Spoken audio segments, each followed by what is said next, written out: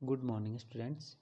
आज हम पढ़ेंगे NCERT history class 9th chapter number 3 Nazism and rise of Hitler. इससे पहले एक वीडियो हम कर चुके हैं, ये नेक्स्ट वीडियो है जिसमें हम आगे का चैप्टर पढ़ेंगे। तो चलिए, उससे पहले हमने पढ़ा था पोलैंड के बारे में। जो लास्ट में हम पढ़ रहे थे कि पोलैंड को मतलब जर्मनी ने अपने आप में मिला लिया था। पोलैंड के लोगों को अपने घर और माल जो था असबाब छोड़कर भागने के लिए मजबूर किया गया ताकि जर्मनी के कब्जे वाले यूरोप में रहने वाले जर्मनों को वहाँ लाकर बसाया जा सके। तो इस प्रकार से हमने देख लिया था कि किस प्रकार से जर्मन अब अपना पावर फैलाता जा रहा था। तो इसके आगे हम देखते हैं यूथ इन नाजी जर्मनी। जो यूथ थे नाजी जर्मनी में, उनका क्या आइडिया था, उस समय क्या सिचुएशन थी, युवाओं की स्थिति उस समय कैसी थी। युवाओं में हिटलर की दिलचस्पी थी क्योंकि वो उसका मानना था कि एक शक्तिशाली नाज़ी समाज की स्थापना के लिए बच्चों का नाज़ी विचारधारा की गुट्टी पिलाना बहुत ज़रूरी है। जो आइडियोलॉजी है उसको मतलब बच्चों में जनरेट करना बहुत ज़रूरी है, क्योंकि वो इस प्रकार की आइडियोलॉजी सभी जो बच्चे थे उनमें आइडियोलॉजी पैदा अपनी जो आइडियोलॉजी उसको पैदा करना चाहता था। तो इस प्रकार से आप देख सकते हैं नाज़ीवाद के दौरान स्कूलों में क्या हो रहा था। उस समय जो स्कूल थे उनमें क्या हो रहा था, स्कूल अंडर नाज़िज़्म। तो इसमें क्या हो रहा था, तमाम स्कूलों में सफाई और शुद्धिकरण की मुहिम चलाई गई। सफाई और शुद्धिकरण का उसमें मुहिम उसमें चलाई गई। यहूदी या राजनीतिक रूप से अविश्वसनीय दिखने वाले शिक्षकों को सबसे पहले नौकरी से हटाया गया। जो भी उसको जिस पे विश्वास नहीं था, जैसे में यहूदी थे, तो इस प्रकार के जो टीचर्स थे उनको सबसे पहले उनके क्या हटाया गया। German and juice children were separated. जो जर्मन और जो जूस जो चिल्ड्रन थे उनको क्या करा गया, सेपरेट करा गया। Jews children were thrown out of school and later sent to gas chambers. उसके बाद में देखो कितना बड़ा हो रहा है यहाँ कि जर्मन और जो जूस थे उनको अलग अलग करा गया। जूस के जो चिल्ड्रन थे उन सबको क्या करा, स्कूल से बाहर निकाल दिया गया और बाद में उन्हें गैस के जो चैम्बर होते थे वहाँ उनको मार दिया गया। तो इस प्रकार से हम देख सकते हैं school text book were written to introduce Nazis idea of race to all. मतलब उसके बाद में जो बुक्स थी उस समय उनको रिटन करा गया और जो नाजीज जो आइडियोलॉजी थी उसको उसमें शामिल किया गया। ये आप देख सकते हैं कि मतलब इस प्रकार की आइडियोलॉजीज बच्चों को शुरुआत से ही उस प्रकार की शिक्षा जो एजुकेशन है वो दी जाए।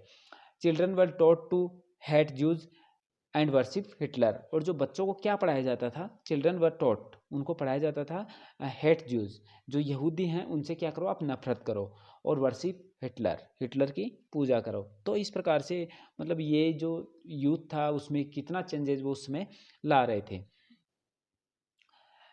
Sports of aggression like boxing was taught which could make them strong and determined. तो उसमें क्या हुआ कि जो स्पोर्ट्स में मतलब कौन सा स्पोर्ट ज़्यादा फेमस था, बॉक्सिंग। बॉक्सिंग में क्या होता था कि अग्रेशन, उससे मतलब उनका मानना था कि इससे अग्रेशन ज़्यादा आता है और जो बच्चे हैं वो स्ट्रांग होते हैं। तो ये इस प्रकार की आइडियोलॉजी उस समय हिटलर की थी। Various youth organisation were formed. 10 year old had to move Jungwok, Nazi youth group of children below 14 years of age. At the 14, they have to join Nazi youth organization called Hitler Youth, where they were learned worship war, aggression, hating Jews, physical training, etc., and join armed force at 18. This party of youth was renamed Hitler Youth in 1922। तो यहाँ दे रखा है कि मतलब इस प्रकार से बच्चों को, जर्मन बच्चों और युवाओं को राष्ट्रीय समाजवाद की भावना से लेस करने की जिम्मेदारी युवा संगठनों को सौंपी गई थी। 10 साल की उम्र के बच्चों को युंग फॉक में दाखिल करा दिया जाता था। एक संगठन था युंग फॉक, जिसमें 14 साल की उम्र में सभी लड़कों को नाज़ियों के युवा संगठन हिटलर यूथ की सदस्यता उसमें लेनी पड़ती थी। इस संगठन में वे क्या सीखते थे? युद्ध की उपासना, इसके अलावा आक्रामकता व हिंसा, लोकतंत्र की निंदा, डेमोक्रेसी का मतलब एक तरह से वो बिल्कुल नहीं मानते थे। यहूदियों, कम्युनिस्टियों और जिप्सियों व अन्य अवांछितों से घृणा का सबक वो सीखते थे, हेट करते थे उनसे। इस प्रकार के उनको सिखाया जाता था। गहन विचारधारात्मक और शारीरिक प्रशिक्षण के बाद लगभग 18 साल की उम्र में वे लेबर सर्विस, श्रम सेवा में शामिल हो जाते थे। इसके बाद उन्हें सेना में काम करना पड़ता था और किसी नाज़ी संगठन की सदस्यता लेनी पड़ती थी। तो इस प्रकार की आइडियोलॉजी उसमें चल रही थी कि इस प्रकार से बच्चों को मतलब उसी प्रकार की ट्रेनिंग दी जाती थी कि आप जो ज्यूज़ हैं उनसे आप हेट करो, और जो पावरफुल बनो। इस प्रकार के जो खेल की भी हमने बात कर ली थी, बॉक्सिंग था उस समय सबसे जो फाइटिंग जो क्या करता है, बच्चों को स्ट्रॉन्ग बनाता है। इस प्रकार के आइडिया उस समय जो जर्मनी के लोगों का उस समय के आइडिया थे। आगे इसमें दे रखा है इनडिस्क्रिमिनेशन विद वुमन, जो मातृत्व की नाज़ी सोच, उस जो वुमन थी उनके बारे में उनकी क्या सोच थी, नाज़ी जो लोग थे। तो नाज़ी जर्मनी में प्रत्येक बच्चे को बार बार ये बताया जाता था कि औरतें बुनियादी तौर पर मर्दों से भिन्न होती हैं, जो मैन होते हैं उनसे बिल्कुल डिफरेंट होती हैं। उन्हें समझाया जाता था कि औरतें मर्द के लिए समान अधिकारों और मर्द के लिए समान अधिकारों का संघर्ष है, जो स्ट्रगल है वो गलत है, ये समाज को नष्ट कर देगा। इसी आधार पर लड़कों को आक्रामक, मर्दाना और पत्थर दिल होना सिखाया जाता था, हार्ड होना सिखाया जाता था। इसके अलावा आक्रामक, अग्रेसन उनको सिखाया जाता था। तो ये आप देख सकते हैं, ये चेंजेस थे सारे। जबकि लड़कियों को ये कहा जाता था कि उनका फर्ज है एक अच्छी मतलब माँ बनना और शुद्ध आर्य रक्त वाले बच्चों को जन्म देना। तो इस प्रकार की आइडियोलॉजी उस समय थी। और बच्चों का पालन पोषण करना, नस्ल की शुद्धता बनाए रखने के लिए यहूदियों से दूर रहने, घर संभालने और बच्चों को नाज़ी मूल मान्यताओं की शिक्षा देने का दायित्व उन्हें सौंपा गया था। जो भी मतलब बच्चे जन्म लेते थे उसमें, तो वुमेन्स का मतलब ये उनको अपनी ड्यूटीज़ दी गई थी कि आप जो नाज़ी जो आइडियोलॉजी है उसको आप अपने बच्चों में डेवलप करो। तो इस प्रकार से आप देख सकते हैं। Aryan mother childrens were given concession in shop, theatre tickets and railway stations. तो ये देख सकते हैं कि जो आर्यन जो बच्चों की जो माँ होती थी, बच्चों की जो मदर्स होती थी, उन्हें स्पेशल कंसेशन मिलता था। कहाँ मिलता था? शॉप्स होती थी, थिएटर होते थे, और इसके अलावा रेलवे स्टेशन पर भी उनको कंसेशन उस समय दिया जाता था। क्यों कर दिया जाता था? इनकरेज करने के लिए, ज़्यादा से ज़्यादा इनको इनकरेज करने के लिए। To encourage more child birth, honour crosses were provide IG bronze cross for 4 children and silver for 6 and gold for 8 or मोर। तो इस प्रकार से बच्चों के जन्म पर भी उन्हें क्या करा जाता था? ऑनर सम्मान दिया जाता था वुमेन्स को, कि 4 बच्चों पे उन्हें जो ब्रॉन्ज है वो मिलता था। इसके अलावा 6 बच्चों पर सिल्वर, और जो 8 बच्चे हो जिस मदर के थे तो उसको क्या मिलता था? जो गोल्ड है वो मिलता था। तो ये आप देख सकते हैं कि मतलब इस प्रकार से चेंजेस था उसमें। All Aryan womens who maintained contact to talk with Jews, Poles and Russian were paraded through town with shaved head, black face, and with a card in their necks, have saluted the honor of the nation।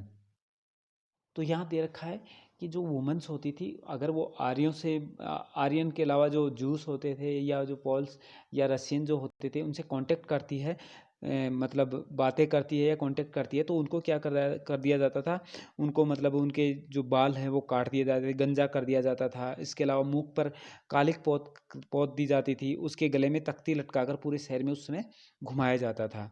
उनके गले में तख्ती पर लिखा होता था, मैंने राष्ट्र के सम्मान को मलिन किया, मतलब मैंने राष्ट्र के सम्मान को जो सम्मान होता है उसको ठेस पहुंचाई है। तो इस प्रकार के आइडिया मतलब उनकी तख्ती उसके गले में डाल दी जाती थी। तो ये हम देख सकते हैं कि इतना हर जगह चेंजेज इसमें हो। आगे हम देखते हैं आर्ट ऑफ प्रोपेगेंडा, मतलब जो प्रचार है उसकी क्या कला थी उस समय। प्रोवाइडिंग इन्फॉर्मेशन टू पब्लिक, जो पब्लिक को जो इन्फॉर्मेशन मिलती थी वो किस प्रकार की होती थी। नाज़ी शासन में भाषा और मीडिया का बड़ा होशियारी से इस्तेमाल किया जाता था और उसका ज़बरदस्त फ़ायदा उन्होंने उठाया था। उन्होंने अपने तौर तरीक़ों को बयान करने के लिए जो शब्द ईजाद किए थे, वे केवल भ्रामक बल्कि दिल को दहला देने वाले थे। नाज़ियों ने अपने अधिकृत दस्तावेज़ों में हत्या या मौत जैसे शब्दों का इस्तेमाल कभी नहीं करा। उन्होंने डेथ इस प्रकार के जो किलिंग जो वर्ड्स हैं, इनका कभी यूज़ उन्होंने नहीं करा। हर जो जिस प्रकार का वो क्राइम करते थे, उसके लिए अलग-अलग उन्होंने वर्ड रख रखे थे। सामूहिक हत्याओं को विशेष व्यवहार, मतलब जो अगर ग्रुप में अगर वो मारते थे लोगों को, तो उन्हें एक बोलते थे विशेष व्यवहार, अंतिम समाधान। यहूदियों के संबंध में जो जूस होते थे, उनके संबंध में मतलब अंतिम समाधान, ऐसे कुछ वर्ड्स वो यूज़ करते थे। गैस चैम्बर के वो अलग से डिसइंफेक्टेड एरियाज ऐसे बोलते थे। तो मतलब हर का उन्होंने अलग अलग वर्ड बना रखा था। Nazis uses film, radio, catchy slogan, leaflets to address public. तो मतलब नाजी जो लोग थे वो पब्लिक को एड्रेस करने के लिए स्लोगन का यूज़ करते थे। इसके अलावा फिल्म का यूज़ करते थे, रेडियोज़ का यूज़ करते थे। Nazis made a film called the eternal जू, in which they showed Orthodox Jews referred to as rats. Throughout the picture, they want to tell people that Jews are undesirable in society.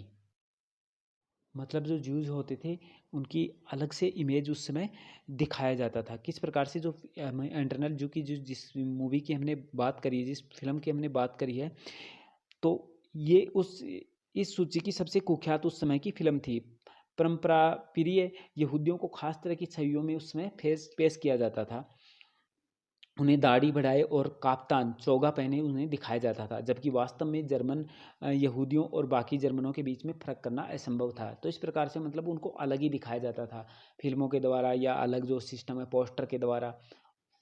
One of the zoo writer secretly wrote about the plight of Jew in book called Third Reich of Dream, in which he wrote how Jews committed suicide instead of going to gas chambers and calling themselves as Nazi.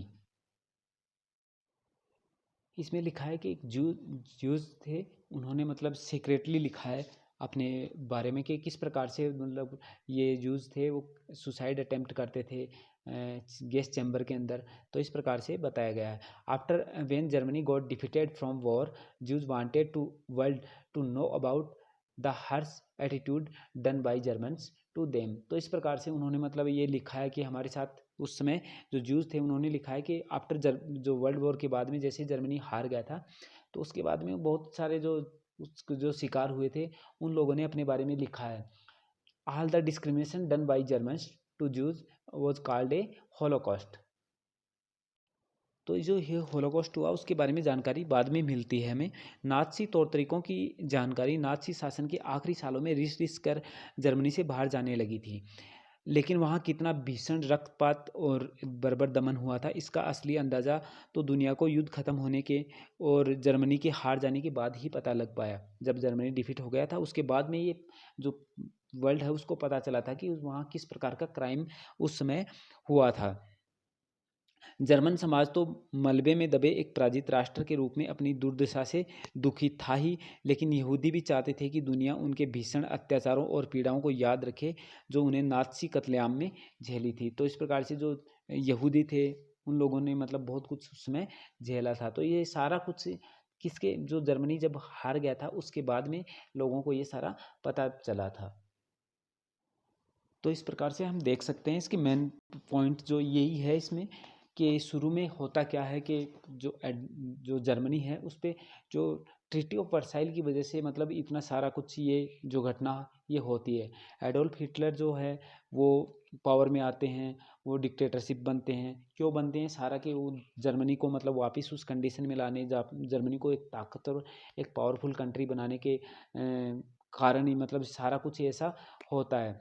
Public को मतलब उसकी तरफ आकर्षित होना पड़ता है। उसके कई कारण हमने पहले भी पढ़े, जो ग्रेट डिप्रेशन है उसकी वजह से भी मतलब पब्लिक उस समय आकर्षित हुई थी। लोगों के पास रोज़गार नहीं था। इन्होंने मतलब ऐसे ऐसे सपने दिखाए कि इन्होंने हिटलर ने कि उस प्रकार से पब्लिक आकर्षित उनकी हुई। जैसे ही वो पावर में आए तो उन्होंने अपना जो पूरा जो जर्मनी था उसको अपने कब्जे में ले लिया। और एक पावरफुल राष्ट्र के रूप में अपने आप को प्रदर्शन किया। तो इस प्रकार से हम देख सकते हैं कि किस प्रकार से मतलब इटली में जो ये जर्मनी है उसमें मतलब हिटलर मतलब अपने डिक्टेटरशिप उन्होंने करी। तो ये सारा कुछ हमने इस चैप्टर में पढ़ लिया है। तो यही हमारे चैप्टर का एंड होता है। चलिए इसके आगे हम कुछ क्वेश्चंस हैं वो देख लेते हैं इससे संबंधित। Describe problems faced by Weimar Republic. तो इसमें हम देख सकते हैं कि जो वाइमर रिपब्लिक के सामने कौन कौन सी प्रॉब्लम उस समय आई थी वो, तो उसके बारे में यहाँ आप देख सकते हैं आंसर यहाँ बाकायदा दिया गया है। इसके बाद में हम दूसरा क्वेश्चन हमारा आता है discuss why Nazism become powerful popular in Germany after 1930। तो 1930 के बाद में पॉपुलर क्यों हो गए थे ये आपको पता ही है, मैंने बता दिया था कि जो ग्रेट डिप्रेशन थी उसके बाद में मतलब लोगों को तो खास काम नहीं था, किस प्रकार से लोग परेशान थे, पॉलिटिकल सिस्टम भी मतलब उसमें भी चेंजिंग की डिमांड होने लगी थी। नेक्स्ट क्वेश्चन हमारा what are the peculiar feature of Nazi thinking. तो ये उसकी थिंकिंग क्या थी इस प्रकार की हम देख सकते हैं। According to the Nazi there was no equality among people, man and woman were different from each other. तो इस प्रकार की आइडियोलॉजी उनकी थी। हमने पढ़ा है कि वुमेंस और मेंस के बारे में भी उनका अलग अलग विचार था। जो इसके अलावा आर्यन की बात कर लेते हैं, उन बाकी के जो यहूदी जो ज्यूज़ होते थे उनको वो अलग मानते थे। तो इस प्रकार से ये कई प्रकार के आइडियाज़ हैं वो आप आंसर में देख सकते हैं। आगे है फिर explain what the role did woman have in Nazi society. तो नाजी सोसाइटी में जो वुमेंस है उसका रोल क्या था इसके बारे में भी इसमें दिया गया कि उनको मतलब बच्चों के अकॉर्डिंग उनको सम्मान मिलता था। जिसके 4 बच्चे हैं उनको अलग मिलता था, 6 हैं उनको ज़्यादा मिलता था, जिनके 8 हैं उनको गोल्ड मिलता था। तो इस प्रकार से हम देख सकते हैं। आगे क्वेश्चन है question number 6, in what ways Nazis state seek to establish total control over its people. तो वो टोटल कंट्रोल मतलब उन्होंने कैसे एस्टेब्लिश करा, तो ये सारा भी इसमें आंसर में दे रखा है। ये क्वेश्चन भी बढ़िया है। चलिए तो ये हो गया हमारा चैप्टर पूरा। Thank you to all. Okay, good bye.